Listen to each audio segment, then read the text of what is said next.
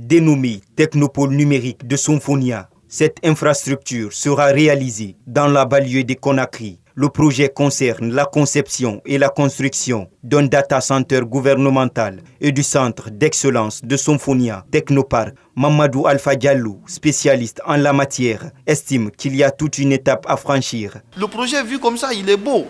Sauf que dans le secteur, on est habitué à avoir des grands projets comme ça qui sont très beaux. Certes, ce sont des avancées, mais l'objectif de tout ça, c'est qu'on ait un boom. C'est qu'on puisse avoir des entreprises, des Guinéens, des jeunes qui ont de plus en plus de compétences, qui peuvent aller sur certains domaines, qu'on ait une administration guinéenne qui se digitalise. C'est un débat qu'on n'a pas commencé aujourd'hui.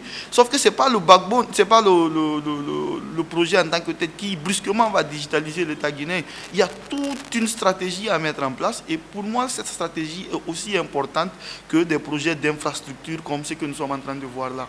Ce web activiste n'a pas manqué de rappeler les défis auxquels la Guinée doit faire face pour viabiliser une telle infrastructure. Le gouvernement guinéen veut mettre en place un data center. Il y a beaucoup d'aspects techniques qu'il y a autour des data centers.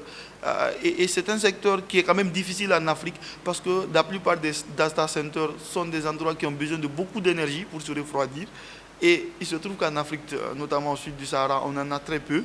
Donc il y a toutes ces stratégies, il y a tous ces aspects-là à voir un peu en fait.